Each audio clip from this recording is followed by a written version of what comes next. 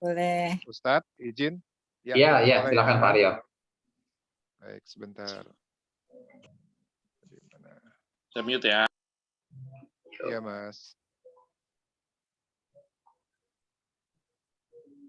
Oke, baik. Kita mulai aja kajian hari ini. Bismillahirrahmanirrahim. Assalamualaikum warahmatullahi wabarakatuh. Waalaikumsalam warahmatullahi wabarakatuh. Ya, selamat datang di kajian Centurion pada hari ini tanggal 24 April 2022 bersama Ustadz Munindra Rojani. Saya atas nama teman-teman Majelis Taklim Centurion mengucapkan selamat malam, selamat datang juga buat yang baru bergabung, teman-teman yang masih akan bergabung, dan ada Mas Jamal yang alhamdulillah kali ini bisa ikut, dan juga dari temannya Ustadz Mbak Devi. Selamat bergabung Mbak Devi di Majelis Taklim Centurion. Senang kita bisa berkumpul setelah satu bulan kajian kemarin kita tidak sempat berkumpul untuk mendengar kajian Islam dari Ustadz, dan hari ini insya Allah Ustadz akan memberikan kajian dengan tema mengenal jin, iblis, dan setan. Ini sangat menarik ya karena ternyata dari makhluk-makhluk ini dibeda-bedakan. Itu nanti kita dengar dari Ustadz mungkin ya apa bedanya jin, iblis, dan setan ya hari ke-22. Halo, ya. Mas. Ya, Sudah iya, bisa Pak. direcord? Ya, insya Allah puasa kita hari ini penuh berkah dan mendapat pahala puasa yang bisa diterima Allah Subhanahu Wa Taala. Dan tanpa mengulur waktu, kita segera mulai kajian Islam, kajian Al-Quran bersama Ustadz Munindra, dan waktu tempat saya persilahkan. Assalamualaikum warahmatullahi wabarakatuh. Waalaikumsalam warahmatullahi wabarakatuh. Iya, terima kasih Pak Aryo dan teman-teman Centurion semuanya. Assalamualaikum warahmatullahi wabarakatuh. Waalaikumsalam warahmatullahi wabarakatuh. Alhamdulillah, alhamdulillahillazi arsala rasulahu bil huda wa dinil haq liyuzhirahu 'ala dini kullihi wa kafa billahi syahida amma ba'du. Qala Allahu ta'ala fil Qur'anil Karim, a'udzubillahi minasyaitonir rajim, bismillahirrahmanirrahim. Wala taqfu ma laisa laka bihi ilm. Inna sam'a wal basara wal fuada kullu ulaika kana anhu mas'ula. Ayah yang saya hormati dan saya kangenin banget semua teman-teman ya dari Majelis Taklim Centurion, juga teman-teman yang bergabung pada malam hari ini. Alhamdulillah, bersyukur kepada Allah karena pada malam ini dalam keadaan sehat walafiat kita diizinkan untuk bisa ketemu lagi ya Pak Aryo, Mbak Ayu, dan teman-teman. Kita bisa ketemu lagi dalam keadaan sehat. Mas Tania juga udah sehat, udah seger ya kelihatan. Meskipun harus sip-sipan sakitnya ya dengan Mas Iwan. Mudah-mudahan Mas Iwan bisa sabar dan ridho ya Mas Tania ya dengan sakitnya ini. Ya Allah.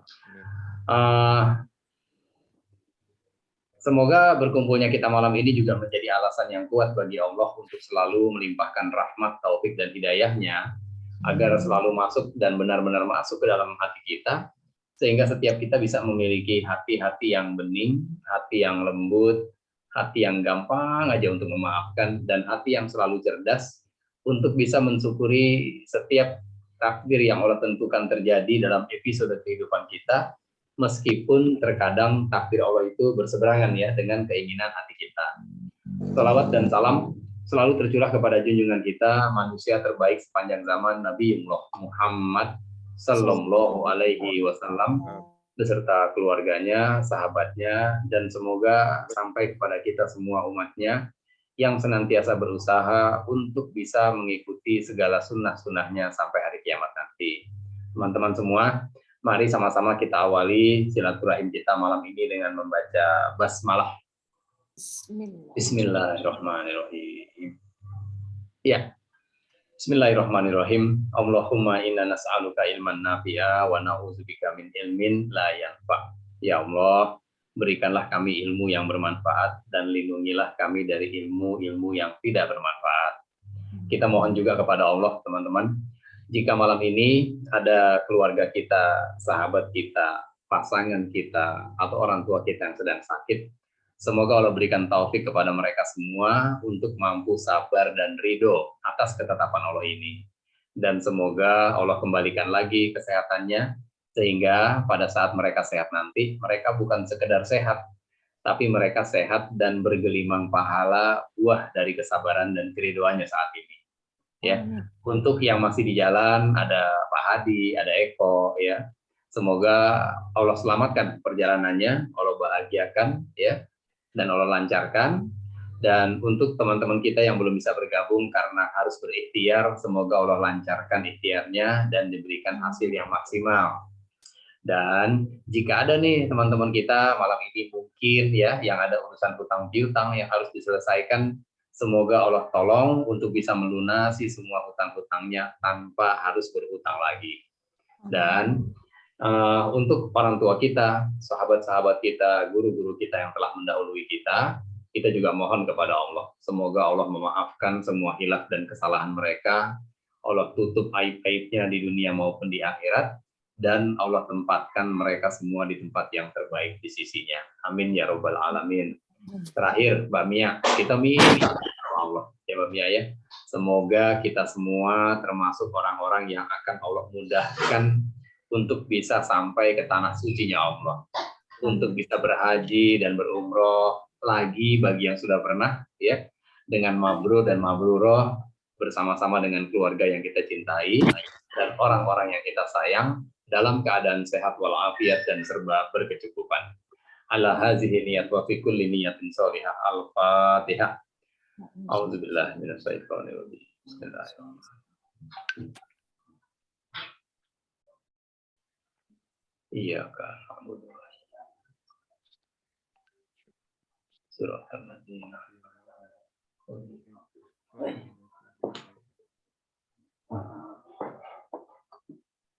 Amin, amin ya Rabbal Alamin. Ya, terima kasih teman-teman. Semoga Allah mengijabah ya, semoga Allah jawab semua doa-doa kita.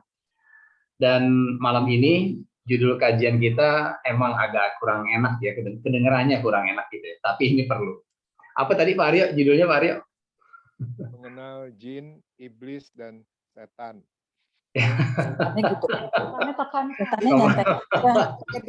Ngomong setannya jangan ngeliat ke opung dong. Saya juga kali. Tertuju banget gitu. Mengenal jin, iblis, dan apa tadi?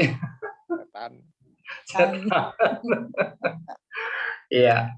Jadi ini ada 3 kata ya, iblis, jin, iblis, dan setan gitu ya. Kalau mau ditambahin lagi pakai dunia-dunia kita nih, ada kuntilanak, ada genderuwo, ya, kalau wewe dan sebagainya. Tapi enggak, kita cuman 3 itu saja. Jin, iblis, dan setan. Ya, yang mungkin masih rancu gitu ya dalam pemahaman kita. Ini sebetulnya jin sama setan sama apa enggak sih gitu ya. Sebenarnya jin dengan iblis tuh apa sih bedanya gitu. Nah, mudah-mudahan malam ini kita bisa mendapatkan pencerahan tentang hal tersebut. Dan ya Mbak Tania, Mbak Ayu, dan teman-teman semua, materi kita malam ini diambil dari satu kitab karangan ulama besar juga ya. Namanya Imam Ibnu Al-Jauzi yang mengarang salah satu buku karangan beliau yang sangat terkenal. Bukunya itu berjudul Talbis Iblis. Nah, ini bukunya. Ini bukunya, ya, judulnya itu Talbis Iblis. Kalau bahasa Indonesianya itu perangkap atau jebakan iblis, itu kalau bahasa Indonesianya artinya ya. Jadi talbis itu artinya jebakan atau perangkap. Kalau iblisnya ya iblis, perangkap iblis. Ini buku ini nggak tebal-tebal amat ya, setengah dari kitab Riyadhus Shalihin tebalnya kurang lebih. Cuma menariknya Pak Aryo, Imam Ibnu Al-Jauzi ini mengarang buku ini, dia sampai menghabiskan 2 rumah dia untuk belajar. Jadi rumahnya dijual, dilego 2 rumah itu untuk belajar, dan hasilnya itu jadilah buku ini. Gitu ya. Nah, intinya kitab ini tuh berisi bagaimana trik-trik iblis ya. Bagaimana cara-cara iblis itu membuat setiap kita ini melakukan dosa. Meskipun kita sedang mengerjakan satu amalan kebaikan. Contoh ya. Ini kita ngaji nih malam ini. Ya, kalau kita ngaji malam begini nih, insya Allah baik apa enggak, teman-teman? Baik. Insya Allah baik, ya. Insya Allah baik. Nah, kemudian kalau kita sholat taraweh, baik nggak tuh Mbak Mia? Baik. Baik, kita tadarusan Bang Jamal. Tadarusan Bang Jamal. Baik kata Bang Jamal. Insya Allah baik. Insya Allah baik. Nah, di buku ini iblis itu mampu membuat orang yang lagi tadarusan jadi dosa dengan tadarusnya. Orang yang lagi terawih jadi dosa dengan terawihnya. Dan orang yang lagi kajian online kayak kita begini jadi dosa dengan kajiannya. Tuh, nih buku ini isinya nih. Jadi serem banget ya kalau emang kita nggak tahu bagaimana cara kerja setan. Ya, kita merasa sedang berbuat kebaikan, nggak taunya kita sedang berdosa gitu loh. Itu intinya, ya inti dari buku ini. Ini buku menarik banget, ya keren dan perlu juga kita pahami. Tapi nggak mungkin kita selesaikan dalam satu pertemuan, gitu ya. Jadi pertemuannya pasti akan sangat panjang dan mungkin parsial. Kita selang-seling gitu Pak Aryo. Nah malam ini kita introduction dulu nih. Kita berkenalan dulu dengan apa sih yang dimaksud dengan jin atau siapa sih jin itu sebetulnya gitu ya. Apa itu jin, apa itu iblis, apa itu setan, supaya nanti kita jadi nggak rancu lagi nih ya. Ketika Pak Aryo bilang setan gitu ya, kita tahu oh maksudnya ini nih gitu ya, bukan ke Opung, bukan ke Mbak Mia. Jadi kalau ketika kita bicara setan dengan intonasi yang berbeda tadi itu arahnya nanti jadi jelas gitu kemana gitu ya. Nah kemudian satu hal yang menarik nih Mbak Stania, satu hal yang menarik dari kajian kita malam ini, insya Allah dengan kajian ini setiap kita akan dimampukan oleh Allah untuk bisa melihat setan nih dengan kajian ini gitu. Waduh. Kira-kira Opung pengen nggak punya kemampuan supranatural bisa ngelihat setan Opung? Serem juga ya. Hah? Serem ya Opung ya? Bisa lihat setan. Iya beneran nih, ini kita dengan kajian ini mau nggak mau gitu ya, kita akan dimampukan akhirnya untuk bisa melihat setan yang selama ini mungkin bagi kita kayak barang gaib gitu ya. Tapi memang itu kenyataannya. Kalau kita bisa mengikuti sampai selesai, insya Allah kita bisa melihat setan semuanya. Ya, dan ternyata setan itu ada yang cantik loh. Setan itu ternyata ada yang cantik.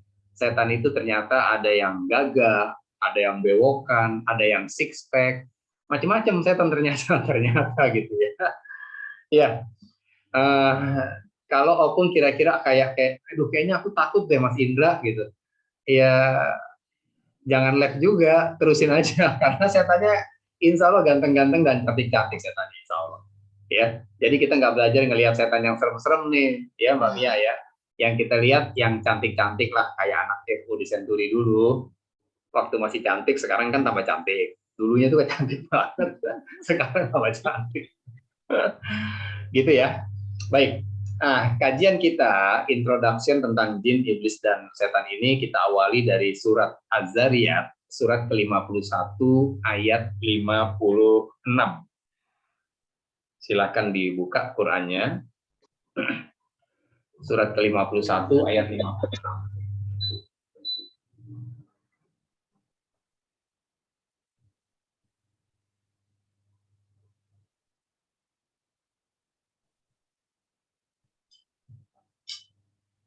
Ya, yang sudah ketemu silakan dibaca.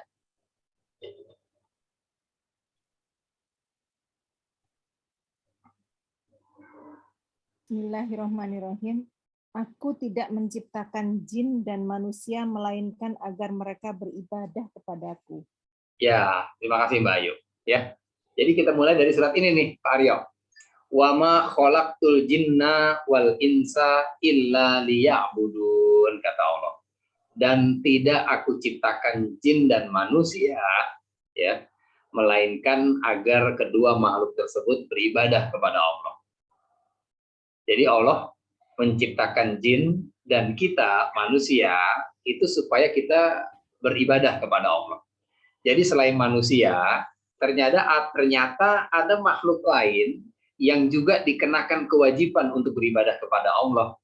Dan ayat ini memberitahukan kepada kita bahwa makhluk lain tersebut itu namanya apa namanya? Jin. Jin. Ya. Jadi selain kita ternyata ada makhluk lain nih yang juga diwajibkan beribadah kepada Allah, yaitu jin. Nah, itu dulu informasi pertama ya. Jadi jin dan manusia itu punya kewajiban beribadah kepada Allah. Oke, kita bicara manusia dulu. Karena manusia diwajibkan beribadah kepada Allah, pertanyaannya, meskipun itu sudah diwajibkan oleh Allah, dalam kenyataannya, ada nggak sih manusia yang nggak mau ibadah kepada Allah? Banyak. Ya. Banyak ya? Banyak. Banyak banget ya. Meskipun sudah diwajibkan, tapi ternyata banyak manusia yang nggak mau ibadah kepada Allah. Banyak manusia yang nggak mau taat kepada Allah. Ternyata ini pun terjadi di dunia perjinan, gitu ya. Di kalangan jin, ya itu terjadi hal yang sama seperti yang dialami di dunia manusia, bahwa ternyata jin juga ada yang bandel, Pak Aryo. Jin itu ada yang beling gitu kalau bahasa Jawanya kali ya. Ada yang nakal, yang nggak mau nurut sama Allah. Nah, dari mana kita tahu ada jin yang nggak nurut? Yuk kita lihat yuk. Suratnya surat jin. Surat ke-72 ya. Ayatnya ayat yang ke-11. Surat 72 ayat 11.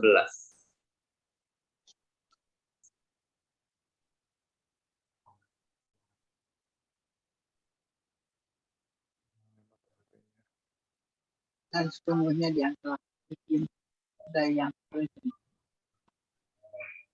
kebaikan. Tadi ya, tidak aku ciptakan jin dan manusia kecuali untuk beribadah, kan gitu ya? Di antara kata dan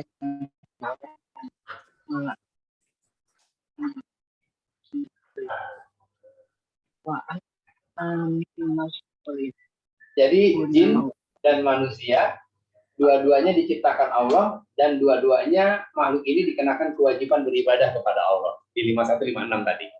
Nah, kemudian ternyata nggak semua manusia mau beribadah kepada Allah. Ada manusia juga yang ternyata disuruh sholat nggak mau sholat, ya.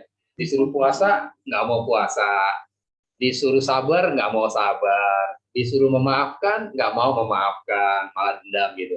Ternyata penyakit itu ada juga di kalangan jin gitu. Nah, silakan dibuka surat 72 ayat 11. Sudah ketemu? Sudah. Nah, silakan. Yang mau baca siapa? Bang Jamal boleh? Siapa saja boleh? Iya, silakan. Dan sesungguhnya di antara kami jin ada yang soleh dan ada pula kebalikannya. Kami menempuh jalan yang berbeda-beda. Dan sesungguhnya di antara kami, yaitu para, siapa tadi?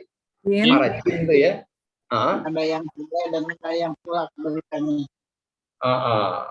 Dan sesungguhnya di antara kami, di kalangan jin sendiri, kata jin, itu ada yang soleh loh. Ya, jadi di kalangan jin itu ada jin yang soleh, Pak Aryo. Walaupun kita nggak tahu ya solehnya jin itu pakai kopiah juga atau enggak. Intinya soleh itu dia taat, dia beribadah kepada Allah. Dan ada pula yang kebalikannya. Jadi jin itu ada yang soleh, ada juga yang nggak soleh gitu. Ya, saya gambar silang sini. Ada yang soleh, ada yang nggak soleh. Atau di ayat 14-nya, boleh dilanjut lagi ayat 14-nya kita lihat. Ayat 14-nya sudah. Ya. Bismillahirrahmanirrahim.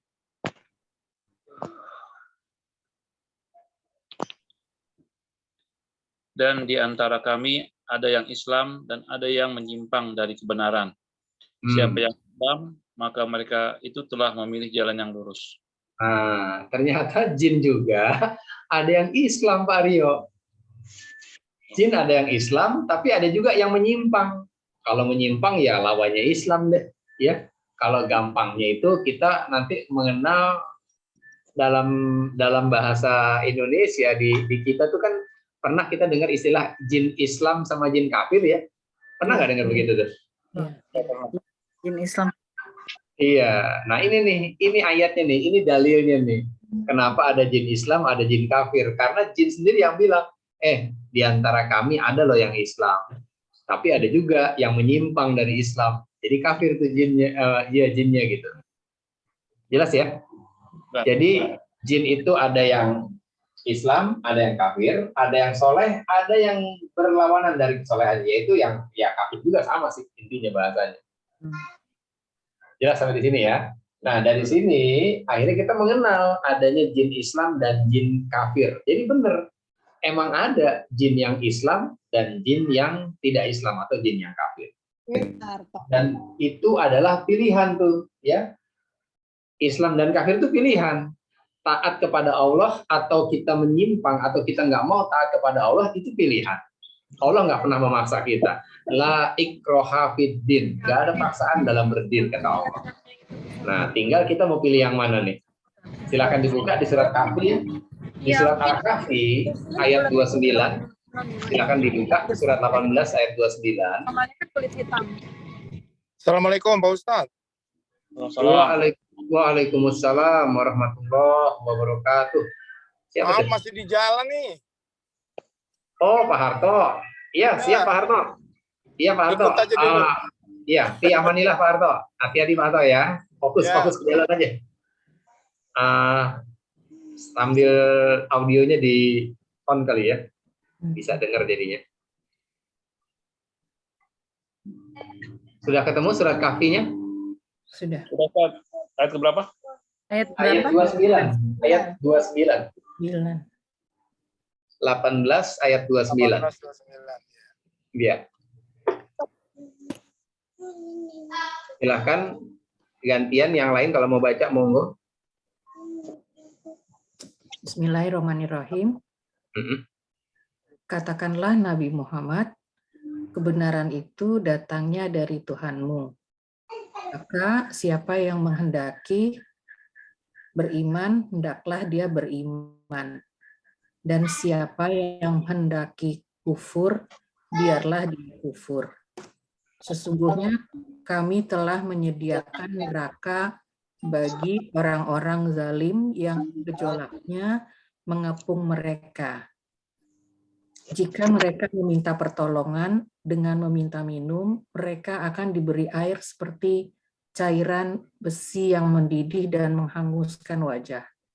Itulah seburuk-buruknya minuman dan tempat istirahat yang paling jelek. Makasih Mbak Tania ya. Wa qulil haqqu mir rabbikum. Katakanlah Muhammad, kebenaran itu datangnya dari Rabbmu. Ya kan? Faman syaa falyu'min, barang siapa yang ingin beriman. Waman syaa falyakfur, dan barang siapa yang ingin beriman, hendaklah dia beriman. Dan barang siapa yang menghendaki kafir atau kufur, maka biarlah dia kafir. Ya. Jadi manusia itu dikasih kebebasan sama Allah, Pak Aryo, ya, Mbak Ayu. Kita nggak dipaksa, kita tidak dipaksa ya untuk beriman atau kafir nih. Itu dikasih kebebasan. Tapi apapun yang kita pilih, semuanya ada konsekuensinya tentunya, gitu kan ya. Kalau kita memilih untuk kafir dan tidak taat kepada Allah, jadi pengertian kafir di sini teman-teman jangan diartikan agama lain ya. Jadi kalau kita dengar kata kafir itu jangan kita berpikir orang Kristen, orang Hindu gitu ya. Jadi kafir itu dalam konteks bahasa Arab itu dari kata kafaro ya. Kafir itu dari kata kafaro yang artinya to close atau menutup. Kalau bahasa Inggrisnya jadi cover, to cover. Arabnya kafaro, bahasa Inggrisnya to cover. To cover apa? To cover our heart, menutup hati kita. Kita tahu nih yang benar tuh begini, tapi kita pura-pura nggak tahu, Mbak Tania. Kita tahu sih ngegibah tuh nggak boleh, tapi pada saat kita lagi ngegibah, seolah-olah kita nggak tahu kalau gibah tuh nggak boleh. Kita tutup hati kita dari kebenaran. Gitu loh maksudnya. Ya, jadi kafir itu kalau kita dengar kata kafir, jangan kita tembakkan ke orang di luar Islam. Tapi kafir itu adalah sifat kita sebagai orang Islam yang tidak mau mengikuti kebenaran yang ada dalam Quran. Kita cover tuh hati kita dari kebenaran yang sudah kita paham. Jelas ya? Nah, jadi kalau kita mau beriman, monggo, kata Allah silahkan. Tapi kalau kita memilih untuk kafir atau kufur, itu pun dipersilahkan, kata Allah. Tapi ada konsekuensinya. Sesungguhnya kami telah menyediakan neraka bagi orang-orang yang zalim, yang kafir tadi itu. Ya, dan seterusnya. Jelas ya? Nah, jadi di kalangan manusia ada yang mukmin, ada yang kafir. Di kalangan jin pun ternyata sama. Ya, ada yang Islam, ada yang kafir. Jelas ya? Jelas. Oke, jelas. Intinya kekafiran itu adalah bentuk penyimpangan, bentuk penolakan, atau bentuk apa lagi nih? Pembangkangan terhadap perintah-perintah Allah. Ya. Jelas ya, teman-teman ya? Iya.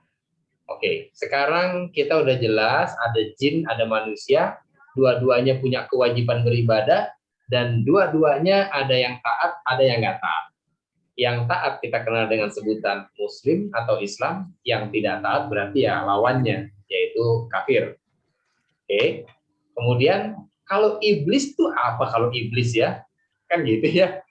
Jin udah jelas nih, jin yang jelas makhluk sama seperti kita, hanya dibuat dari bahan dasar yang berbeda. Nanti di ayat lain dijelaskan jin itu diciptakan dari api, ya, api yang sangat panas tapi nggak ada asapnya, kata Allah gitu. Oke, sekarang iblis. Siapa tuh iblis, Mbak Mia? Iblis itu ada di surat Kahfi ayat 50, Mbak Mia. Surat ke-18 ayat 50. 18 ayat 50, Ustaz. Iya. 18 ayat 50. Dan ingatlah ketika kami berfirman kepada para malaikat, sujudlah kepada Adam. Mereka pun sujud.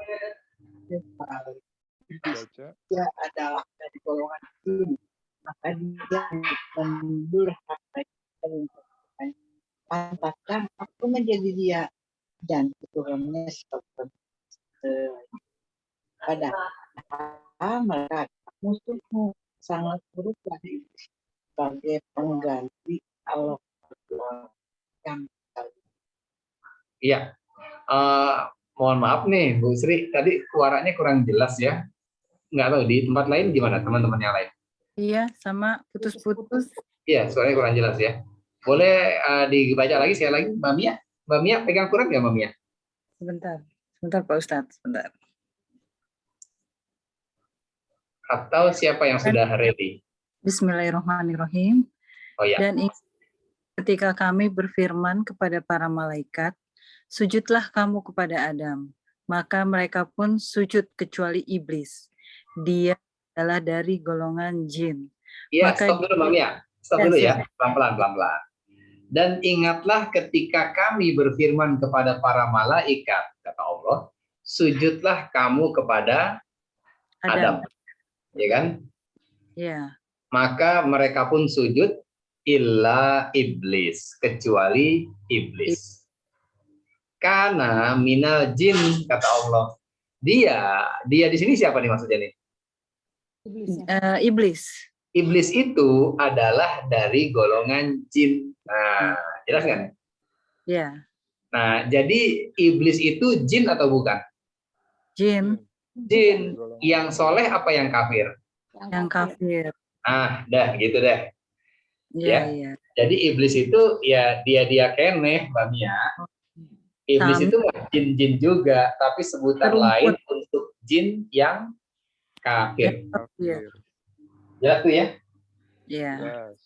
Gambarannya nih, jin itu ada yang Islam, ada yang kafir, atau ada yang soleh, ada yang kafir.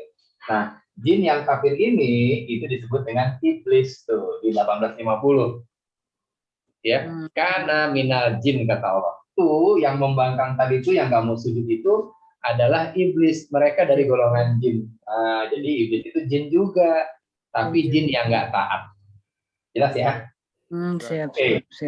Jadi jangan bingung lagi sekarang. Iblis itu siapa? Iblis itu ya jin juga. Jin yang bandel gitu. Iya.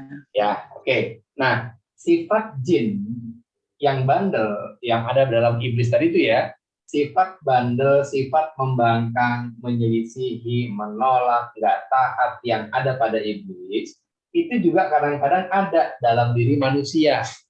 Gitu. Iya. Ya kan? Kan kadang-kadang kita juga bandel tuh ya, nggak mau taat sama Allah gitu. Nah, sifat pembangkangan, sifat tidak taatnya kita atau jin terhadap perintah-perintah Allah, itulah yang disebut dengan setan. Gitu. Jadi Sifat. setan itu bukan makhluk jadinya. Oh, Setan iya. itu adalah sifat pembangkangan Oh. atau sifat ketidaktaatan makhluk Allah, baik itu manusia maupun jin. Jelas nggak? Berarti iya benar kita bisa lihat setan ya. Jadi sifat ya, betul. Bukan Mbak Mia langsung sadar diri aja tuh. Berarti Iya. bener nih. Gue udah feeling nih, perasaan gue nggak enak kayak kata Mbak Mia. Berarti bener nih kita bisa lihat setan. Oke, kesimpulannya berarti kalau kita bicara setan, itu bisa dari golongan mana saja? Dari iblis, dari jin. dari iblis dan Dari jin dan bisa, manusia. terus dari Iya. manusia juga bisa. Dari Betul kan ya? manusia bisa, iya. Iya, jadi setan itu ya bisa jin, bisa manusia. Dan itu jelas ayatnya. Di surat 6, surat ke-6, teman-teman, surat Al-An'am, ayat 112. Surat ke-6, ayat 112. Saya tambah minum dulu sebentar, Pak Aryo. Izin, Pak Aryo ya. saya ininya di HP nge-lag Al-Qur'annya, dibantu tolong teman-teman.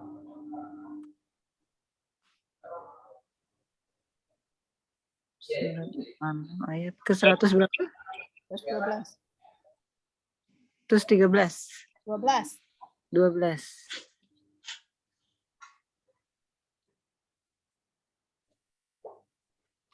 Surat 6, 112. Oke.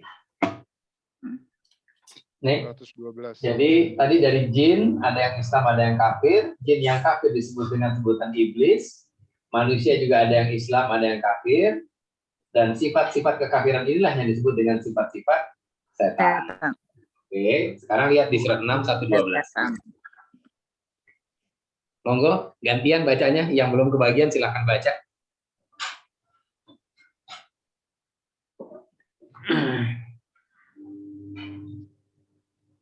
Yang baca Yupi. Ya, silakan Mbak Ayu. Ayo Mbak Ayu, silakan. Dan demikianlah kami jadikan bagi tiap-tiap nabi itu musuh, yaitu syaitan-syaitan dari jenis manusia dan dari jenis jin. Sebagian mereka membisikkan kepada sebagian yang lain perkataan-perkataan yang indah-indah untuk menipu manusia. Kalau Tuhanmu menghendaki, niscaya mereka tidak mengerjakannya, maka tinggalkanlah mereka dan apa yang mereka ada-adakan. Nah, jelas ya? Wa kadzalika ja'alna likulli nabiyyi aduwan. Dan Allah dan demikianlah untuk setiap nabi kami menjadikan musuh. Aduwan itu artinya musuh ya. Aduwan sayatinal insi wal jin, yaitu musuh yang terdiri dari setan-setan manusia dan jin.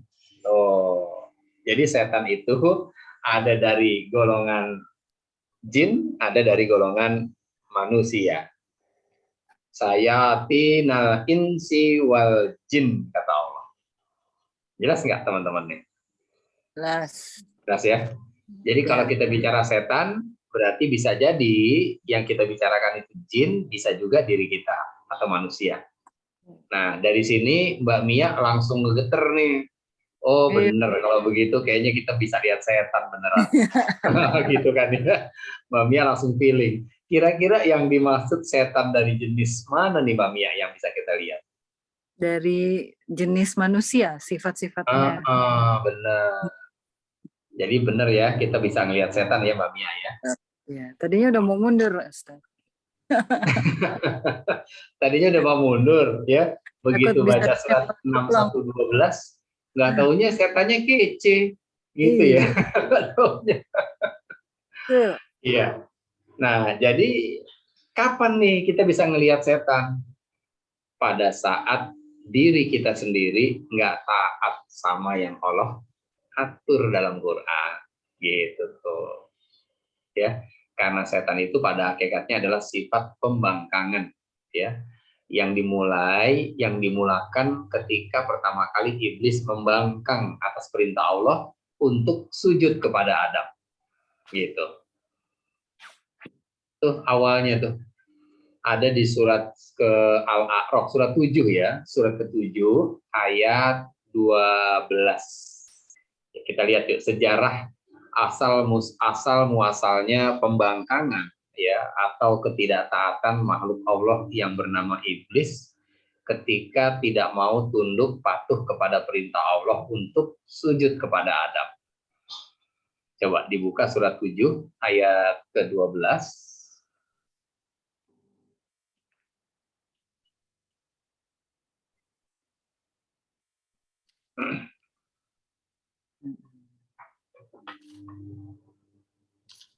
Sudah.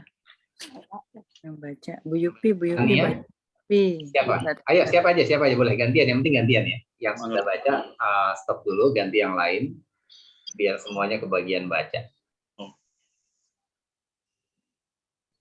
Sudah ketemu Ustaz? Ya. Monggo Jamal. Ayo silakan Bang Jamal.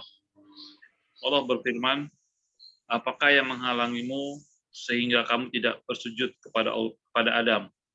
Ketika aku menyuruhmu, iblis menjawab, aku lebih baik daripada dia, engkau ciptakan aku dari api, sedangkan dia engkau ciptakan dari tanah. Ya, itu ya. Apa sih kata Allah? Allah nanya sama iblis tuh, apa sih yang bikin kamu tuh nggak mau sujud sama Adam? Kata Allah. Terus apa kata iblis?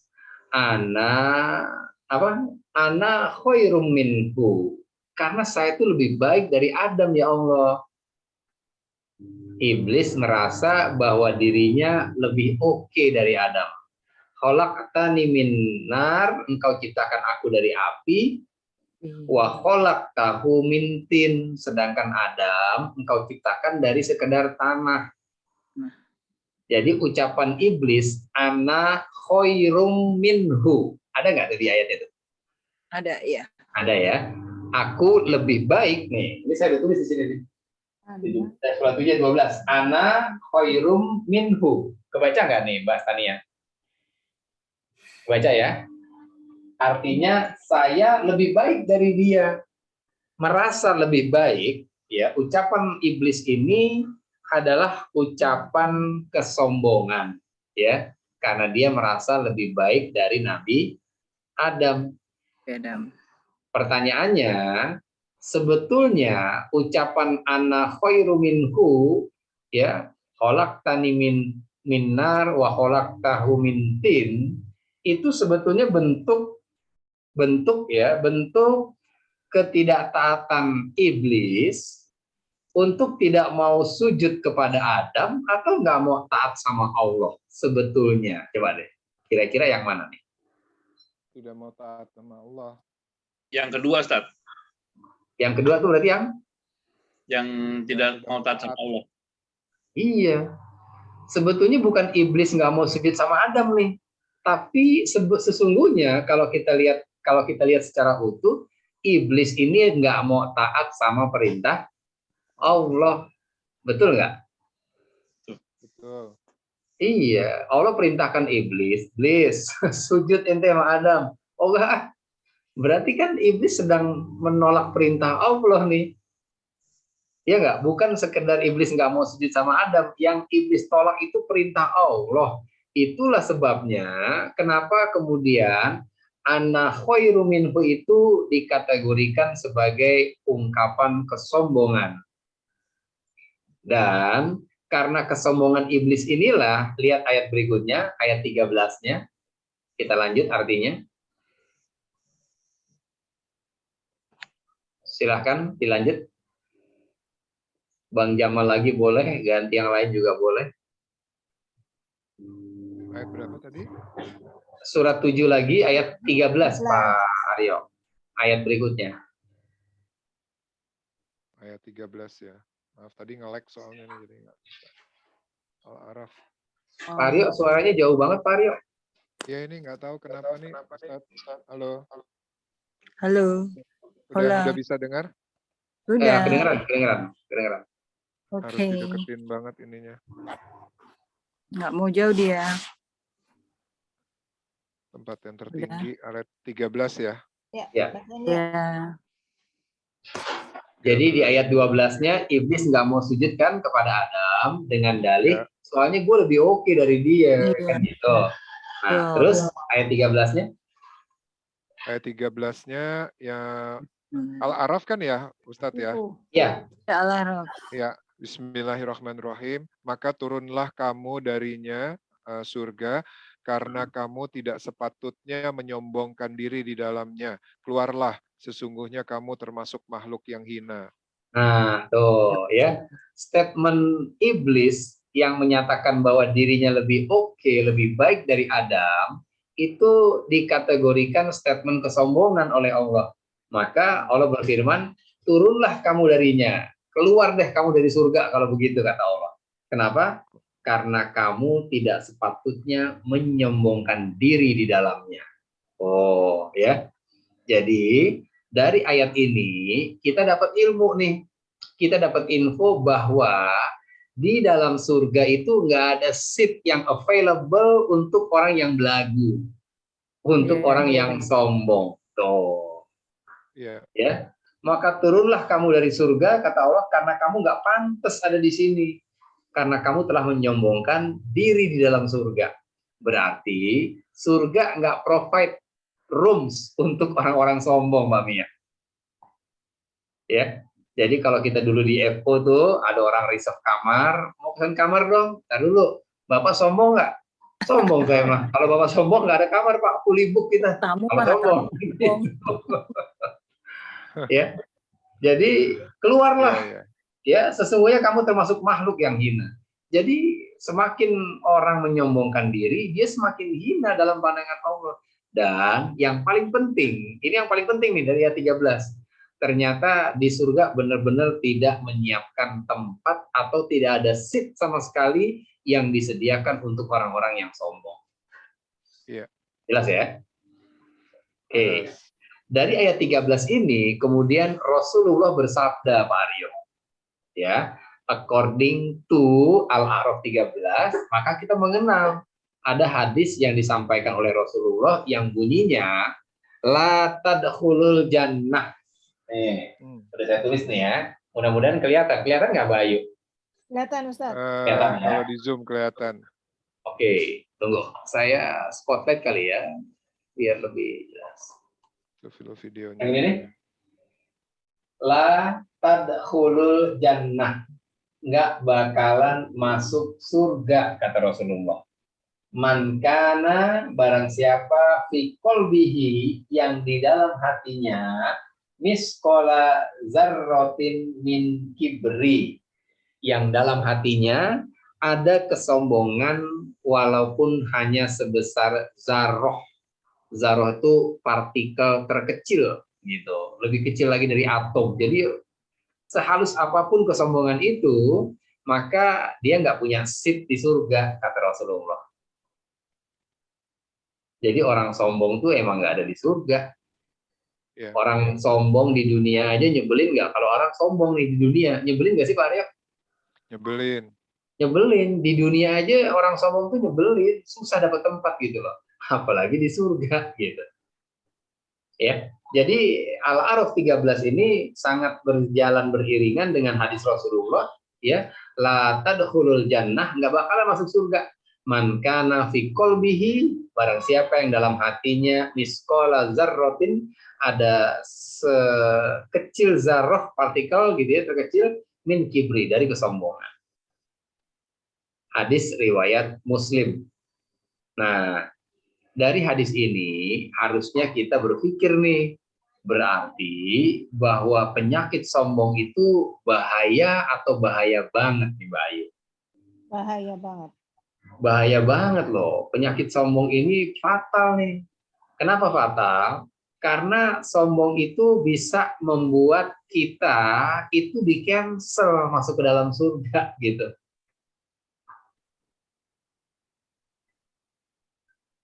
Jadi kalau penyakitnya iri, dengki, masih bisa. Tapi kalau sombong udah nggak bisa tuh, kata Rasulullah.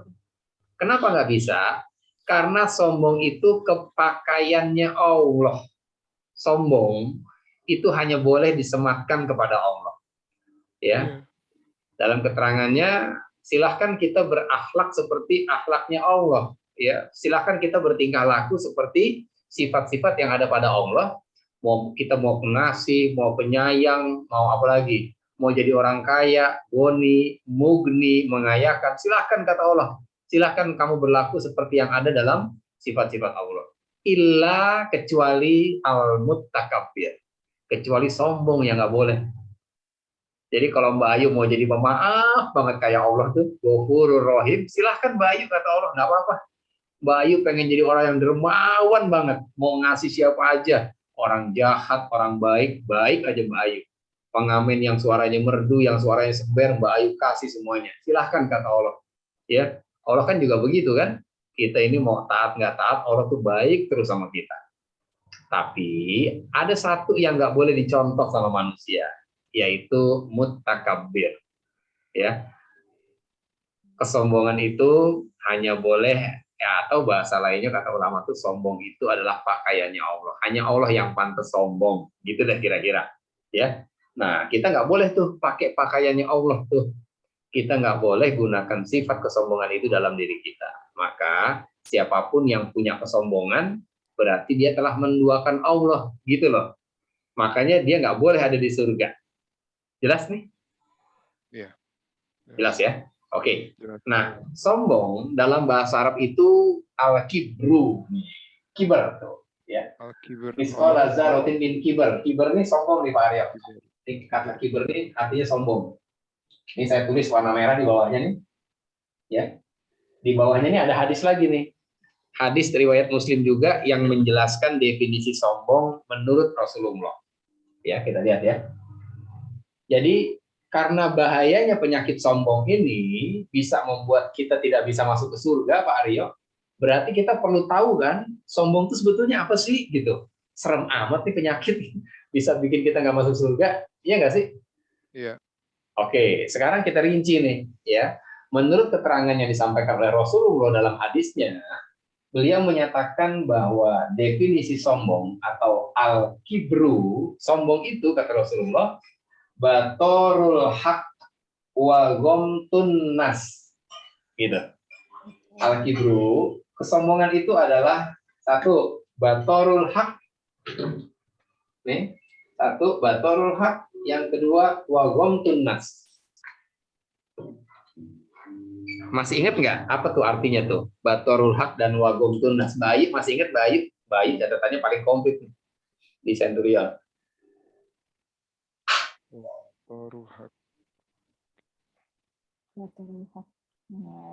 Masih ingat nggak Mbak Ayu artinya?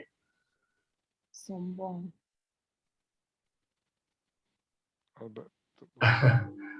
Mpok Devi, nah, tak ulang Mpok Devi deh. Apa sih Mpok Devi artinya batorul haq wa gomtun nas, Pok? Ya, mudah-mudahan benar ya. Menolak kebenaran. Menolak kebenaran, terus? Wa gomtun nasnya apa? Merasa lebih baik dari orang lain. Iya, benar tuh. Ya. Batorul haq artinya menolak kebenaran.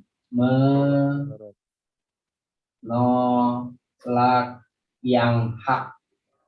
Batorul haq itu menolak yang hak. Maksudnya yang hak di sini artinya menolak kebenaran gitu ya, Pak Aryo ya. Iya. Dan yang dimaksud yang hak dalam konteks hadis ini adalah Quran gitu. Jadi menolak kebenaran itu maksudnya menolak Al-Quran. Jelas nggak? Jelas. Jelas ya. Nah, yang dimaksud menolak Quran itu dijelaskan oleh para ulama adalah bukan kalau Pak Aryo dikasih Quran, Pak Aryo nih Quran buat Pak Aryo, enggak ah makasih saya nggak mau, bukan begitu ya. Tapi yang dimaksud menolak Al-Quran adalah ketika Al-Quran bilang diwajibkan atas kamu berpuasa di bulan Ramadan, kita nggak mau puasa Mbak Mia. Padahal kita nggak sakit dan nggak lagi dalam perjalanan. Nah, ketika Allah perintahkan puasa, kita nggak mau puasa, berarti kita sedang menolak Quran tuh. Gitu maksudnya. Jelas nggak? Iya, jelas. Yeah.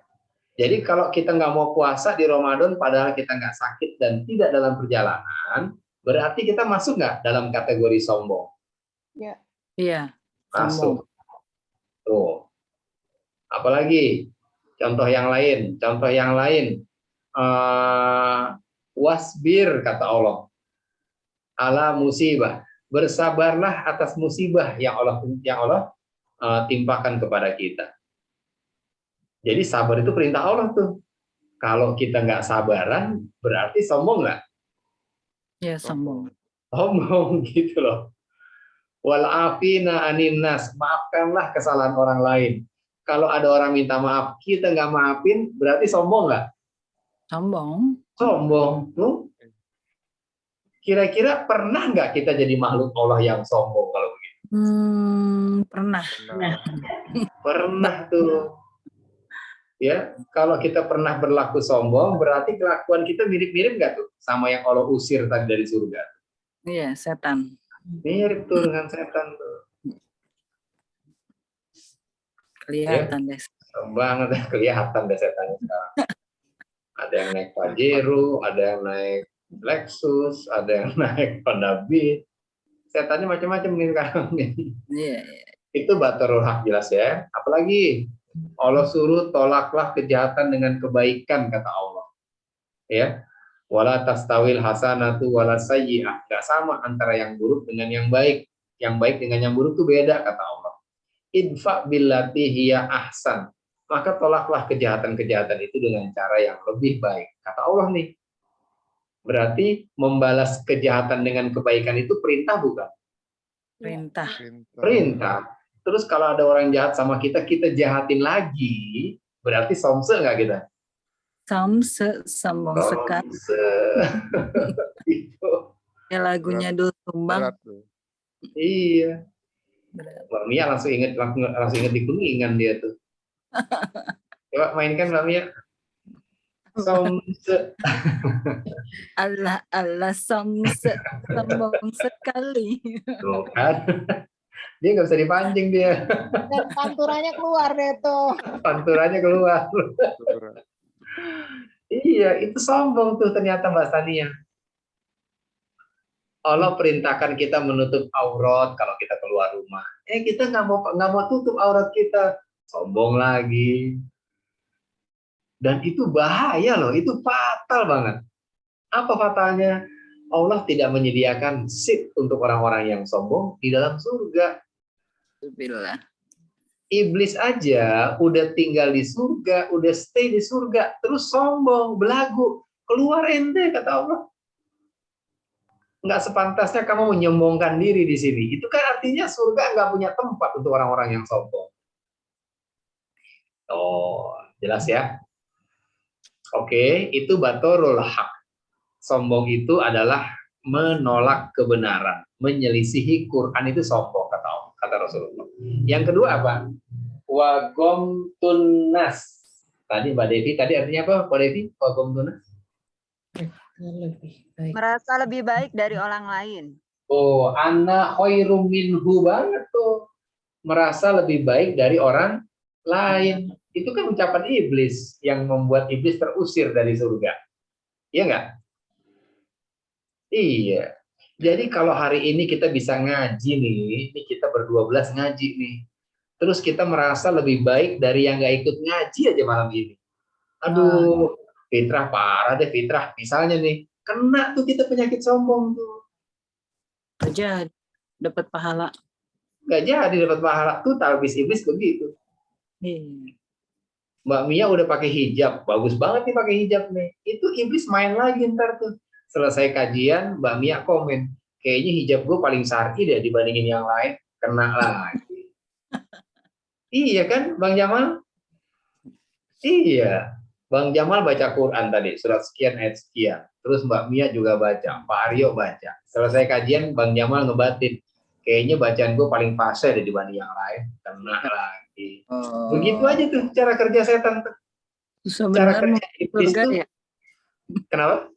Susah benar mau masuk surga. Ngebuat netizen. Iya, kalau kajian ini isinya memang kayaknya susah banget ya Pak Indra masuk surga kan gitu ya Mbak Mia ya.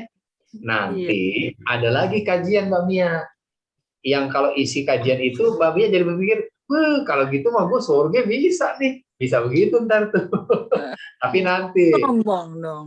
Tapi nanti. Enggak, itu bukan sombong. Maksudnya itu untuk membesarkan hati kita. Karena begitulah cara Rasul berdakwah dulu, Mbak Mia.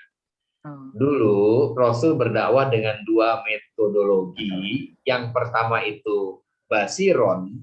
Basiron tuh ngasih kabar-kabar yang gembira. Ya, gampang banget nih masuk surga kalau begitu. Gitu. Tapi ada juga naziron, peringatan-peringatan yang membuat kita harus hati-hati banget.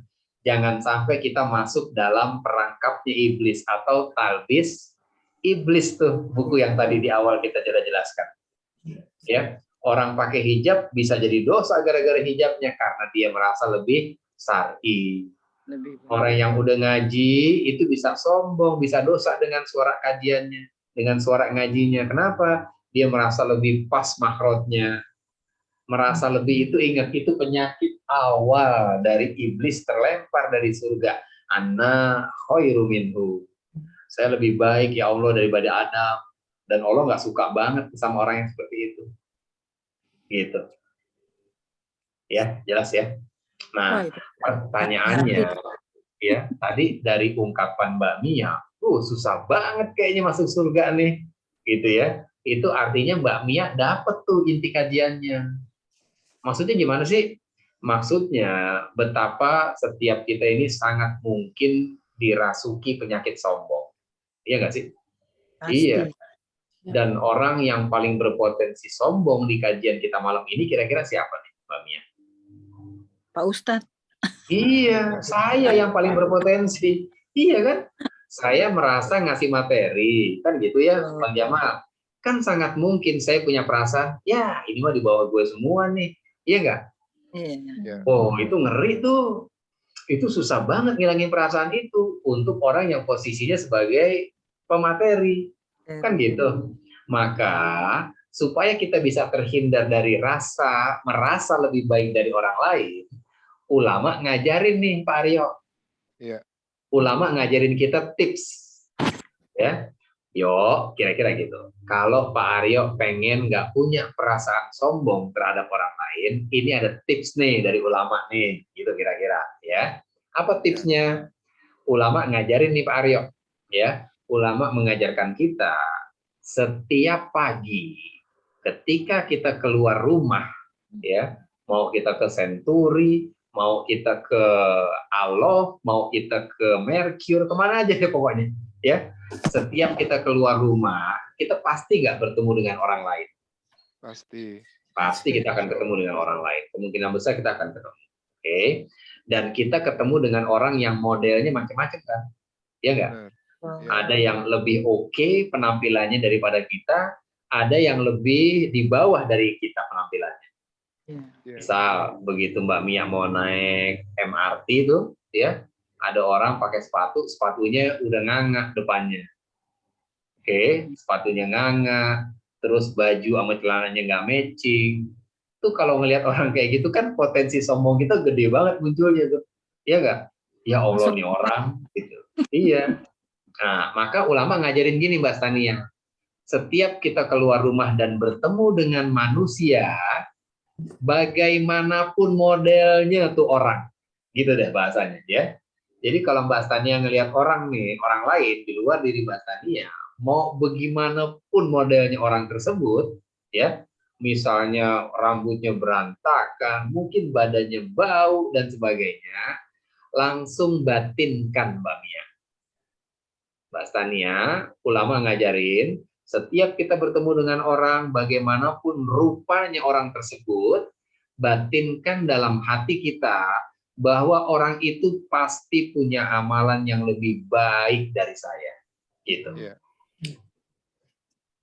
Langsung batinin, jangan, aduh, ini orang di bawah gue nih, nggak gitu. Yang dibatininnya justru ini orang pasti punya amalan yang kita nggak tahu, tapi amalannya jauh lebih oke dari amalan kita. Contoh sederhana banget, ya. Kita lagi jalan di tempat umum, ketemu dengan orang yang tatoan Pak Aryo. Tato satu badan kelihatan tuh tatoan, ininya ditindik, kuping ditindik, matanya ada piercing segala di sini nih, di sininya gitu ya. Yang secara penampilan nggak banget deh menurut kita gitu ya. Padahal di waktu yang sama, kita ngelihat ada ibu-ibu yang lagi berusaha nyebrang tapi agak takut-takut gitu. Ya, kita ini hanya ngelihat dan nggak tergerak untuk nolongin. Ternyata orang yang tatuan tadi dengan sigap, ibu mau nyebrang, boleh saya seberangin bu? Lihat tuh. Ya. Atau mungkin kita nggak ngelihat apa-apa di jalanan, tapi ternyata di rumah orang tersebut tuh orang yang sangat berbakti sama orang tuanya, meskipun dia tatoan, misalnya. Jadi nggak Atau bisa estimate, Pak Ustaz. ya benar, don't judge the book by its cover. Nah gitu tuh kalau kata siapa, Tukul ya. Jangan lihat orang dari casingnya, karena casing itu banyak banget yang menipu. Ya, luarnya iPhone, dalamnya Nokia misalnya. Boleh kan nyebut merek ya, nggak apa-apa ya. Nggak apa-apa. Ya, kira-kira begitu deh kira-kira. Ya, jangan ketipu dengan tampilan. Ya, jadi begitu caranya supaya kita nggak sombong. Setiap kita ketemu orang, nih saya hari ini nih, saya ngelihat Pak Aryo nih, langsung aja saya batinin, Pak Aryo pasti punya amalan yang lebih baik dari saya. Ketemu Mbak Mia pasti punya amalan yang lebih baik dari saya. Mbak Ayu pasti punya amalan yang lebih baik dari saya. Gitu aja terus tuh. Itu kalau itu terus kita batinin, kita tuh jadi nggak pernah tinggi gitu loh. Gitu. Itu sih yang diajarin sama para ulama supaya kita nggak sombong gitu ya. Atau milikilah data orang-orang yang punya kelebihan jauh di atas kita. Kalau kita nggak mau sombong. Contoh ya. Misalnya sekarang di malam ke-20 berapa nih? 23 ya? 22, 23 sekarang? 22. Malam 23. Malam 23. Malam 23 ternyata Mbak Ayu udah mau hataman yang kedua. Ya, udah sekali hatam, udah mau 2 kali hatam nih. Gitu. Berarti kan keren tuh, iya nggak? Sementara yang lain jangankan hatam, mulai aja belum. Misalnya begitu nih. Ya, Bang Yamal, lo udah jus berapa? Aduh, jangan nanya deh yuk. Jangan nanya jus berapa, mulai aja belum gue nih. Gitu. Ya. Kan kalau begitu, kira-kira Mbak Ayu berpotensi nggak untuk belagu dia? Merasa lebih oke?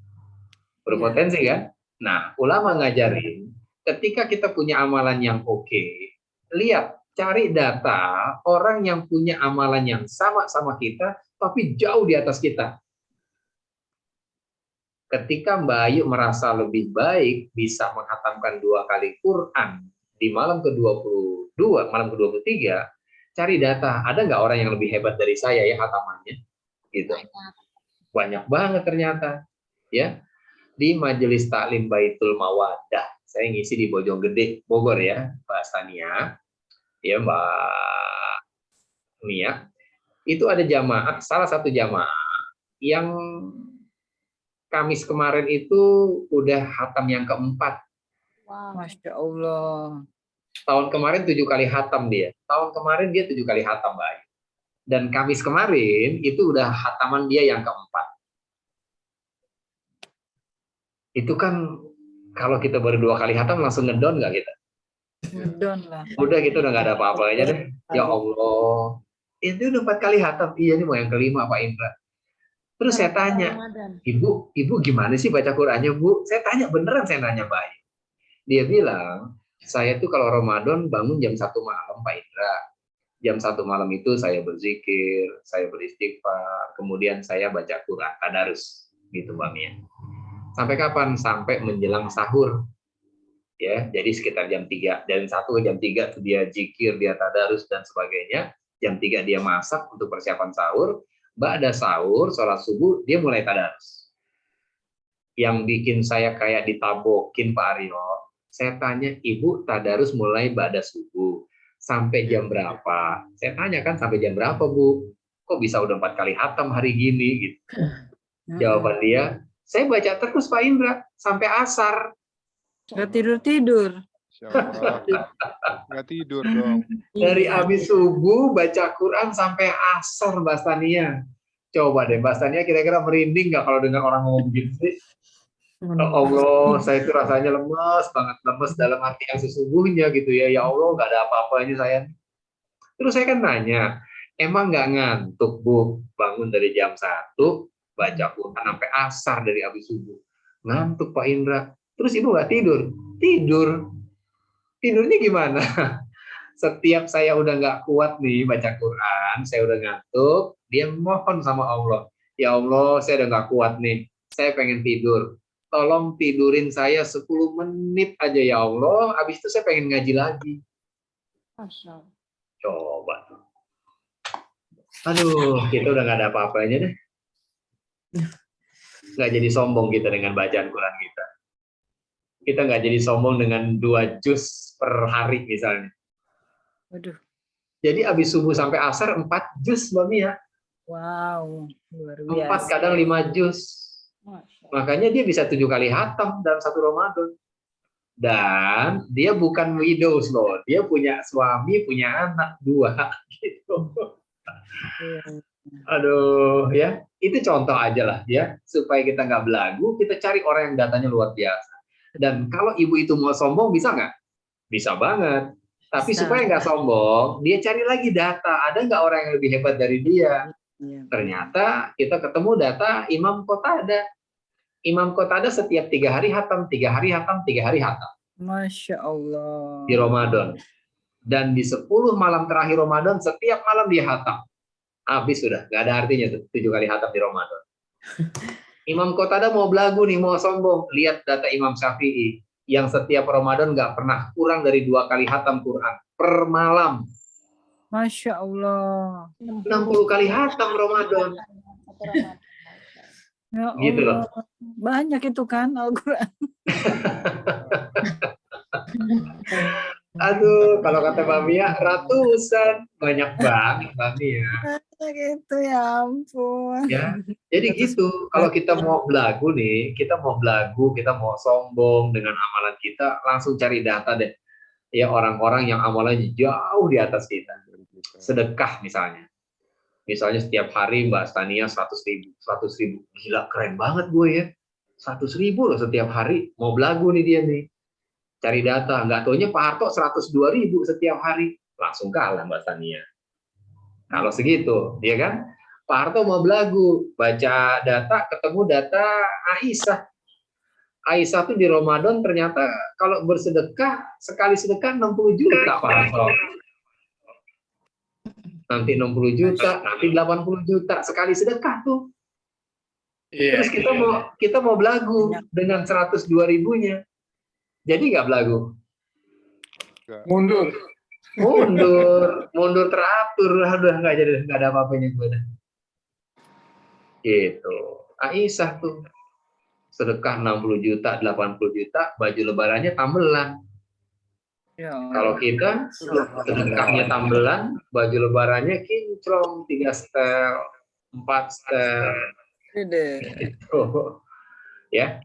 Jadi itu tips yang diajarkan oleh para ulama bagaimana caranya supaya kita nggak sombong. Ya, ingat di atas langit masih ada apa Pak Aryo? Salah ya.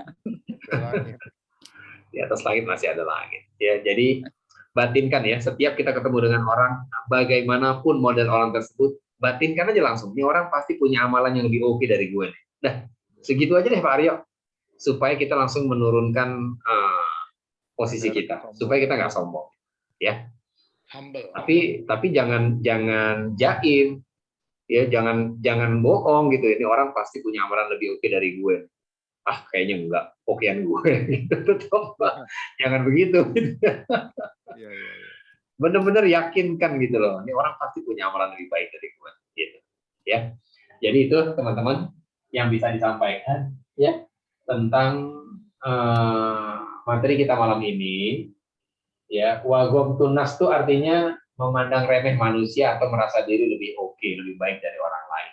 Cara meredamnya kita sudah dapat, dan semoga ini bisa menjadi pengantar ya kajian kita berikutnya tentang talbis iblis. Ya, semoga kita nggak masuk dalam perangkapnya. Semoga kita selalu diberikan ketawaduan oleh Allah, hati yang selalu tunduk, yang selalu rendah ya di hadapan Allah. Amin ya robbal alamin.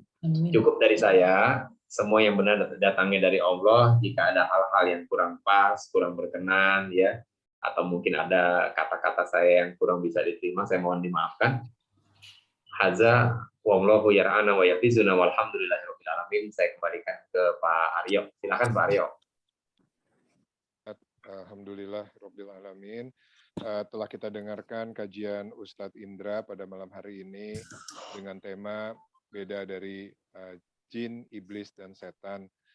Kita jadi paham Ustadz bahwa memang antara jin dan setan, jin dan iblis itu sama, hanya membedakan bahwa dari jin itu ada yang nurut dan ada yang membangkang atas perintah Allah Subhanahu wa taala.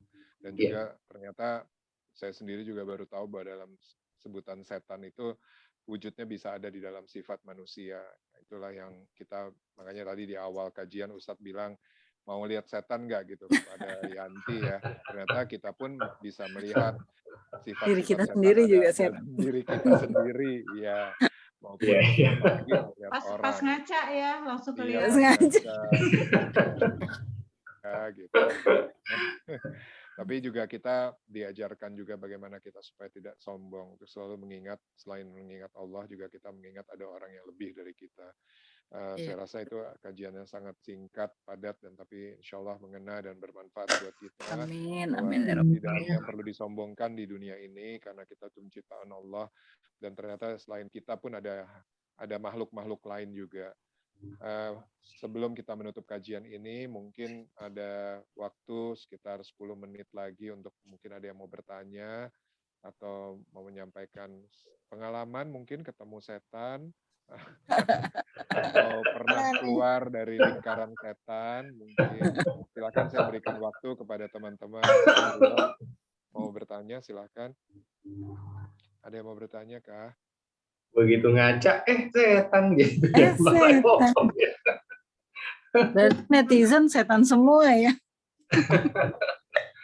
Sombong. Iya, itu fenomena ya. Banyak orang yang tidak bisa menjaga lisan dan tulisannya. Mungkin suatu hari itu menjadi kajian buat kita juga ya Ustadz. Melihat fenomena orang yang mudah menghujat, mudah memaki, ya seperti kemarin gitu ya, kita lihat ya. Nah, itu dalam kajian Islamnya seperti apa sih, dan bagaimana kita menghindari. Kadang orang yang bilang juga ini salah satu bentuk sifat setan adalah mudah untuk Aryo, suaranya kecil, yuk. Ya, kecil banget. Sorry. Udah bisa dengeran sekarang? Ya. Harus dideketin ke mulut, ditelan nanti sama Gwen. Nggak kedengeran. Ya, itu ya mungkin banyak yang juga paham bahwa sekarang kita juga menghadapi fenomena seperti itu, dan itu salah satu sifat setan mungkin ya Ustadz ya, bahwa kita gampang menghujat, gampang menghina orang. Ini yang harus kita pahami juga ya, bahwa ini menjadi satu hal yang buruk, baik untuk generasi muda kita selanjutnya ataupun kita sendiri. Baik, saya tanya sekali lagi, ada teman-teman yang mau menanya atau sharing pengalaman, silahkan.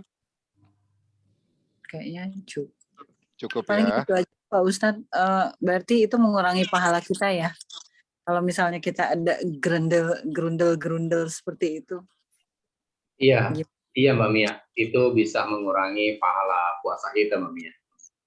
Iya, dan ya biasanya kan itu tadi yang salah satu yang berat adalah pada saat orang jahat terhadap kita harus membalas dengan kebaikan.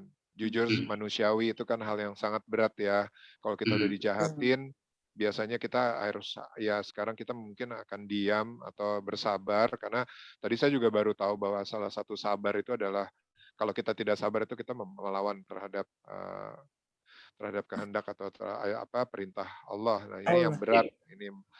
Nah, ini bagaimana supaya kita tidak menjadi setan dari diri kita sendiri, karena pasti kan manusiawi kalau pertama kali dijahatin pasti kita akan marah ya, pasti marah. Nah, ini gimana kita bisa mengatasinya itu sih Ustadz. Iya. Oke. Baik Pak Aryo, saya perlu tambahin sedikit kali Pak Aryo ya. Iya, masih ada waktu sedikit lagi ya. 7 menitan ya. Oke. Iya, memang yang tadi Pak Aryo sampaikan tuh memang terjadi insya Allah ya sama kita semua, bahwa nggak gampang ya. Termasuk diri saya ya, bukan berarti saya itu lebih oke untuk mempraktekkan atau mengamalkan apa yang sudah kita sampaikan tadi, bahwa bersabar di ketukan yang pertama, di hantaman yang pertama itu emang nggak gampang ya. Betul. Kita bisa langsung membalas kejahatan dengan kebaikan, langsung memaafkan, itu mah nggak gampang. Tapi bukan berarti nggak bisa, ya. Nggak gampang itu bukan berarti kita nggak bisa. Jadi ini tentang mau atau tidak sebetulnya, ya. Bukan masalah bisa atau tidak, tapi mau apa enggak kita menjadi orang yang pemaaf. Mau nggak kita balas kejahatan dengan kebaikan? Karena itu adalah kalau cuman sekedar memaafkan doang nih, ya, kan gampang ya. Ada orang minta maaf nih, Mbak Mia maafin gue ya, iya gue maafin, tapi gue nggak lupain ya, gitu tuh kata Mbak Mia tuh. Biasanya gitu. Iya, gue maafin, tapi gue gak bakal lupa nih. Gitu. Ya, oke. Nah, ada orang yang sekedar memaafkan saja, tapi ada juga orang yang memaafkan, kemudian dia melapangkan dadanya. Jadi setelah dia maafkan, walaupun dia nggak bisa melupakan kejadian itu, tapi pada saat dia ketemu lagi dengan orang tersebut, dia bisa santai, dia bisa plong gitu loh. Nah, ini tentang pilihan kita nih, Pak Aryo. Kita mau main di level mana? Kita mau main di level sekedar memaafkan pakai mulut aja, atau memaafkan sampai di hati? Karena ada ayatnya yang menjelaskan bahwa memaafkan sampai dari hati itu efeknya adalah Allah akan mengampuni dosa-dosa kita. Kalau kita bisa memaafkan orang dan melapangkan hati kita. Jadi maafinnya dari hati nih, Mbak Mia. Iya. Jadi begitu bisa maafin, ketemu lagi sama orangnya, ya udah biasa aja. Walaupun kita nggak bisa melupakan kesalahan dia. Tapi hati kita plong, hati kita legain gitu. Suratnya surat An-Nur ayat 22. Ya, surat 24 ayat 22. Yang intinya Allah berfirman itu, janganlah orang yang memiliki kelapangan harta yang kaya, gitu ya bahasa sederhananya, bersumpah atas nama Allah bahwa dia nggak akan mau membantu saudaranya yang miskin. Gitu. Oke. Dan ayat ini turun karena kejadian Abu Bakar dan budaknya yang bernama Mistah, teman-teman. Abu Bakar itu kan golongan the have ya, sahabat Rasul yang kaya. Kemudian dia punya budak di rumah namanya Mistah. Mistah ini sahabat Rasul juga, tapi orang miskin gitu Mas Tania. Oke. Nah, qadarullah, Mistah ini kena skandal hoax, penyebaran isu bahwa anaknya Abu Bakar yang bernama Aisyah sekaligus istri Rasul itu berzinah dengan seorang laki-laki. Yang nyebarin isu ini budaknya sendiri. Nyebelin nggak kira-kira tuh Pak Aryo? Coba kalau Pak Aryo punya ART begitu, kira-kira diapain sama Pak Aryo? ART-nya diapain tuh kalau kayak begitu? Pulangin. Angin, dimaki-maki dulu, ya kan? Dipulangin, pakai dimaki-maki dulu lagi tuh, ada preambulnya Pak Ayu. Gue pulangin tuh, tapi gue maki-maki dulu, enak aja main pulang gitu. Kan gitu ya. Itu kalau kita. Kalau Abu Bakar kira-kira gimana? Dipulangin nggak tuh kalau Abu Bakar ya? Enggak, dimaafin. Hah? Dimaafin ya? Enggak. Abu Bakar sama kayak Pak Aryo, manusia biasa yang punya emosi juga. Ternyata Abu Bakar marah Pak Aryo. Abu Bakar marah sampai bersumpah pakai nama Allah. Wallahi demi Allah, saya nggak akan bantu lagi Mistah. Gitu kata Abu Bakar. Saking marahnya karena anaknya difitnah berzina.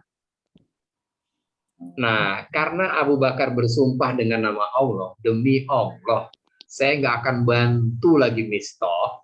Membantu orang itu kan perbuatan baik. Nah, kalau kita bersumpah dengan nama Allah untuk tidak mau melakukan perbuatan baik, itu kesalahan. Itu nggak boleh. Karena itu salah, maka turun nih surat An-Nur ayat 22.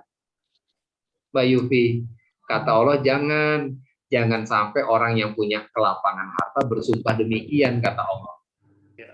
Terus ayatnya bunyinya begini nih, maafkanlah dan lapangkanlah dadamu. Jadi Allah tidak memerintahkan Mistah untuk minta maaf kepada Abu Bakar, tapi Allah perintahkan Abu Bakar untuk memaafkan Mistah, terus dadanya tuh lapangin, udah Kar, lapangin aja deh. Maafin, terus jangan diungkit-ungkit lagi, udah maafin, lapangkan dadamu. Nyebelin nggak? Yang salah Mistah, Tapi yang Allah perintahkan minta maaf, memaafkan, Tebel banget. Abu Bakarnya kan berat banget, iya nggak? Tapi di konteks ini Abu Bakar tidak mengedepankan egonya sebagai manusia. Disinilah nih kenapa Abu Bakar dijuluki Abu Bakar As-Siddiq. Abu Bakar yang selalu membenarkan wahyu adalah firman-firman Allah. Ketika Allah bilang jangan, akhirnya langsung dicabut sumpahnya itu Bayu. Abu Bakar langsung memaafkan Mistah, dan next day Mistah kerja lagi seperti biasa di rumahnya Abu Bakar. Keren gak tuh? Abu Bakar main di level itu, memaafkan dan melapangkan dada. Nah, kalau kita kan baru main di level memaafkan, pakai dimaki-maki dulu lagi. Iya, gue maafin, tapi ntar lu gue maki-maki dulu baru pulang loh. Itu pun gak dikasih kerja lagi. Kalau Abu Bakar dimaafkan dan Abu Bakar melapangkan dadanya, dan Mistah kerja lagi. Pertanyaannya, kenapa Abu Bakar bisa begitu? Sudah dibuka belum ayatnya teman-teman? 24 ayat 22. Sudah, Pak Harto, tolong baca Pak Harto. Baik. Yang spasi terakhir ya Pak Harto. Oh, Bismillahirrahmanirrahim. Dan hendaklah mereka memaafkan dan berlapang dada. Apakah kamu tidak suka bahwa Allah mengampunimu dan Allah Maha Pengampun lagi Maha Penyayang? Nah, pertanyaan Allah, apakah kamu tidak suka bahwa Allah akan mengampunimu? Pertanyaan Allah itulah yang kemudian direspon oleh Abu Bakar, bala, iya ya Allah, saya ingin sekali diampuni oleh kamu. Nah, karena Abu Bakar ingin diampuni oleh Allah, makanya Abu Bakar nunduk, taat, patuh dengan perintah Allah untuk memaafkan sekaligus melapangkan dadanya atas peristiwa tadi. Oh, ini berat nih. Ini hanya orang-orang pilihan yang bisa begini. Hanya orang-orang yang dirahmati Allah. Illa man rohimar rabbuh. Kecuali orang yang dirahmati Allah. Nah, kita nih ngaji, setiap kita ngaji kan kita minta ya, Mbak Ayu ya. Semoga Allah berikan kita rahmat, taufik, dan hidayah. Iya. Dan kita sudah sama-sama paham di kajian kita yang sudah berjalan 6 tahun ini, bahwa fungsi rahmat, ya kan? Fungsi rahmat itu untuk melembutkan hati, iya nggak? Oh. Iya, ini kita ngaji nih lama-lama rahmat masuk terus, lama-lama hati kita melted tuh. Nah, kalau hati kita melted, yang tadinya sumbu kita pendek, setelah kita lama ngaji, akhirnya sumbu kita makin panjang, bahkan sampai-sampai sumbu kita tuh kena air, nggak bisa meledak lagi udah. Pokoknya ada orang jahat, udah. Tania baru ngomong, yuk, udah tenang aja Tania, udah gue maafin kok. Oh, bisa kayak begitu ntar tuh. Ayu baru assalamualaikum, waalaikumsalam warahmatullah. Tenang yuk, udah gue maafin. Yang kasus tadi pagi kan, tuh kayak gitu nanti tuh. Kalau kita sudah dirahmati sama Allah, dan kita lagi berproses nih minta terus supaya hati kita dimasukin rahmat sama Allah. Pokoknya yang tadinya nggak taat lama-lama jadi taat, yang tadinya pendendam jadi penyabar, jadi pemaaf, dan seterusnya. Gitu ya. Nah, jadi ini materi kita pada malam hari ini, dan satu poin penting banget, satu penyakit yang nggak boleh ada dalam diri kita tuh penyakit apa teman-teman? Yang bahayanya naudzubillah, Sombong. Penyakit sombong. Oke, karena penyakit sombong ini sangat berbahaya, ada satu pertanyaan di sesi akhir kajian kita. Dulu Umar bin Khattab sempat berandai-andai, Pak Aryo. Umar yang Rasul mengatakan Umar fil jannah, Umar tuh pasti masuk surga, itu atas garansi Rasulullah ya. 10 orang Allah sebutkan, Rasul sebutkan ada orang yang pasti masuk surga, ada 10, diantaranya Umar dan Abu Bakar. Umar fil jannah kata Rasul. Itu Umar yang sudah dijamin surga pernah berandai-andai bahasanya. Kata Sayyidina Umar, seandainya nih nanti di hari kiamat ternyata semua manusia itu diampuni dosanya sama Allah. Semuanya, andai loh ya. Umar bin Khattab berandai-andai. Ya Allah, seandainya nanti di hari akhir semua manusia itu akan diampuni oleh Allah kecuali satu orang. Kecuali satu nama. Kira-kira kalau andai-andai ini dari kita nih Pak Aryo, ya, seandainya nanti di hari akhir ternyata semua orang diampunin sama Allah dosa-dosanya kecuali satu orang, ya. Kira-kira satu orang itu siapa ya? Itu kan ya. Nah, kita ingat nih, semua manusia loh, dari Adam sampai yang terakhir hidup. Berarti di dalamnya ada Fir'aun nggak? Ada. Ada Korun nggak? Ada. Ada anaknya Nabi Nuh? Ada istrinya Nabi Lut? Ada. Oke, sekarang kita berandai-andai lagi. Sekiranya semua manusia akan diampuni oleh Allah di hari akhir nanti, kecuali satu orang. Kira-kira satu orang itu siapa kira-kira? Tolong jangan disebutin pakai mulut. Tolong ditulis di kolom komen. Siapa orang tersebut kira-kira? Satu nama itu siapa kira-kira?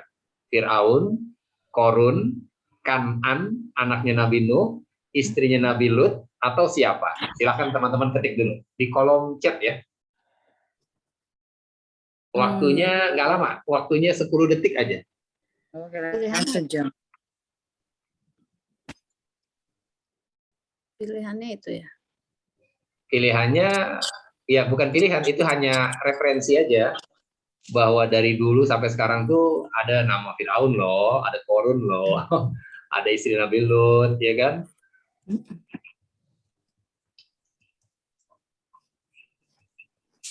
Ayo, siapa aja nih yang muncul nih?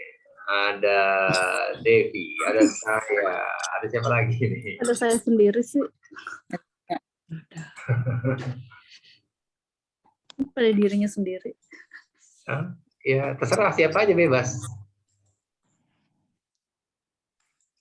Takutnya nggak diampunin. Iya.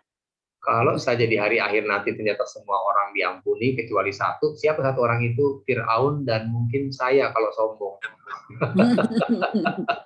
Iya tuh Pak Aryo, siapa lagi tuh? Ayo yang lain, Mbak Ayu belum Mbak Ayu? Siapa kira-kira Mbak Ayu? Saya. Iya.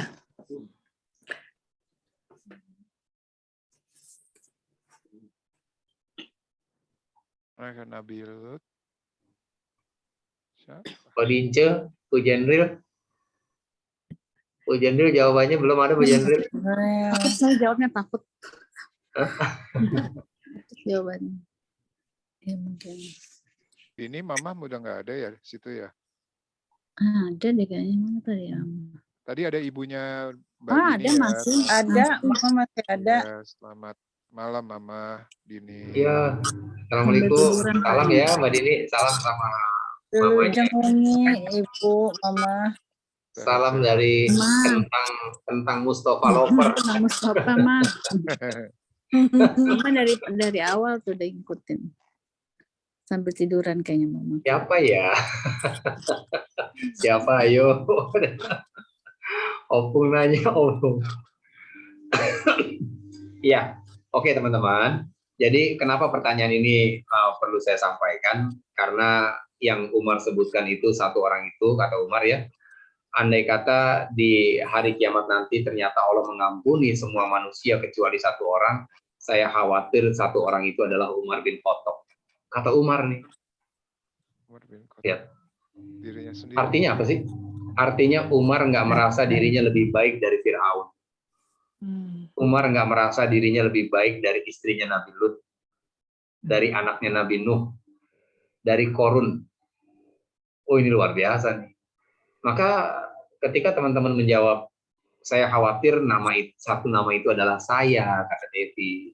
Saya, kata Mbak Mia. Pokoknya kalau kita udah berpikir, jangan-jangan satu orang itu gue tuh yang nggak diampunin. Itu insya Allah kita sudah terhindar dari penyakit sombong gitu. Ya, karena kalau kita jawab Fir'aun, berarti kita merasa lebih baik nggak dari Fir'aun? Iya. Iya, padahal sombong itu apa? Tuh jawabnya Nabi Lut.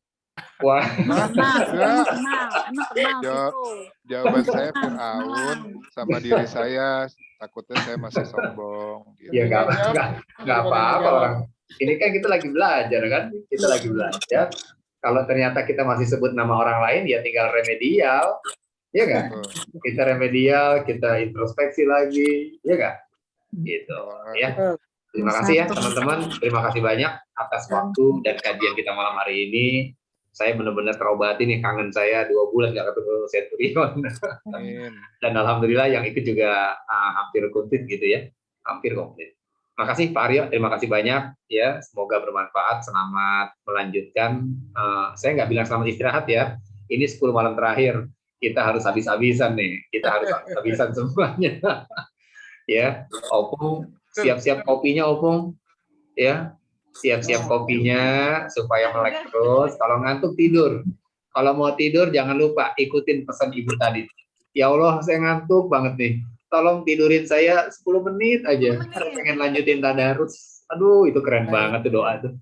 Ya, 10 menit. Kalau 10 menit kependekan kata Pak Aryo, 15 menit deh kalau buat Pak Aryo.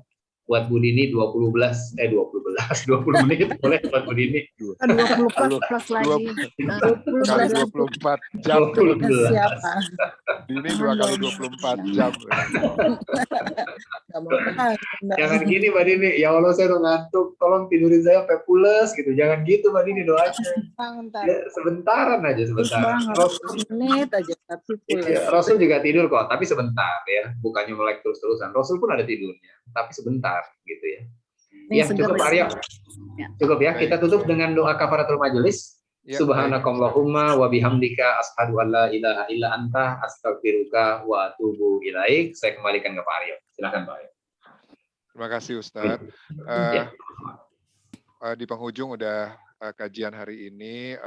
Tentu kita tadi sudah mengucapkan terima kasih kepada Ustadz juga dan alhamdulillah atas kajian dan penambahan waktu bahwa kita juga akhirnya memahami bahwa arti kenapa kita harus tidak boleh sombong ya, dan kita tidak tahu siapa yang diampuni apa siapa yang tidak diampuni nanti. Dan sebelum kita menutup kajian seperti biasa nanti untuk jadwal kajian di bulan depan setelah Lebaran, Ustadz, kalau memang sudah ada silahkan di-share, nggak harus sekarang. Insya Allah kalau memang teman-teman setuju, kita inginnya sih sekaligus halal bihalal, nanti salam kajiannya selama setelah berapa bulan ya kita nggak ketemu, kita bisa offline, insya Allah. Tapi ini masih rencana dan wacana. Pasti kita akan kabarin Ustadz ya Ustadz, karena memang selama beberapa bulan ke belakang memang kita belum bisa untuk bisa ketemu. Mudah-mudahan Ustadz juga paham dan mengerti, karena kita ada beberapa juga yang baru sembuh, ada yang sedang sakit. Jadi insya Allah kalau semua sehat, nanti setelah Lebaran kajiannya insya Allah kita bisa buat offline. Tapi kita akan kabari dan mungkin Ustadz bisa memberitahu kita kapan kira-kira yang available supaya kita juga siap gitu. Ustadz udah ada tanggalnya untuk bulan Mei? Nah, gini Pak Aryo. Terima kasih nih Pak Aryo infonya ya. Kalau kajiannya rencananya offline Pak Aryo, saya justru butuh info di mana nih rencananya nih. Karena kan berkaitan dengan jadwal saya sebelumnya atau setelahnya gitu loh. Iya, seperti misalnya biasanya, ya. Pagi di Cibubur misalnya di tempat Bayu. Nah, berarti kalau jadwal berikutnya di Depok saya masih bisa kan? Baik. Gitu loh. Nah, jadi saya butuh info dulu dari Centurion. Rencananya kalau offline mau di mana nih? Supaya saya ntar bisa arrange. Coba ke internal sama tim kajian kita, kita akan beritahu, karena kan kita juga memastikan ada teman-teman yang sudah bisa ketemu dan sebagainya. Nanti kita beritahu ya Ustadz ya. Baik. Saya tunggu ya Pak Aryo ya kabarnya ya. Baik, nanti saya sama Ayu dan teman-teman yang lain koordinasi. Baik, saling mengingatkan ya teman-teman ya. Oke, baik, terima kasih dari saya. Sekali lagi saya ucapkan terima kasih dan alhamdulillah kita sudah melalui kajian ini. Saya juga nggak ngucapin selamat istirahat, tapi insya Allah kita besok bangun pagi untuk melaksanakan sahur dan dapat berpuasa di hari ke-23, dan semoga kita semua dipertemukan di penghujung Ramadan kita semua. Amin. Alamin. Wabillahi taufiq wal hidayah. Assalamualaikum warahmatullahi wabarakatuh. Waalaikumsalam warahmatullahi wabarakatuh. Ini mau dulu nggak? Mau koordinasi dulu nggak buat? Boleh. Ustadz, kita boleh minta waktu ya? Iya, silakan. Saya lead ya. Saya lead sendiri aja ya. Iya, mohon Ustadz. Sampai ketemu. Terima kasih Ustadz. Sama-sama. Yuk. Ya, salam buat Teh Widi.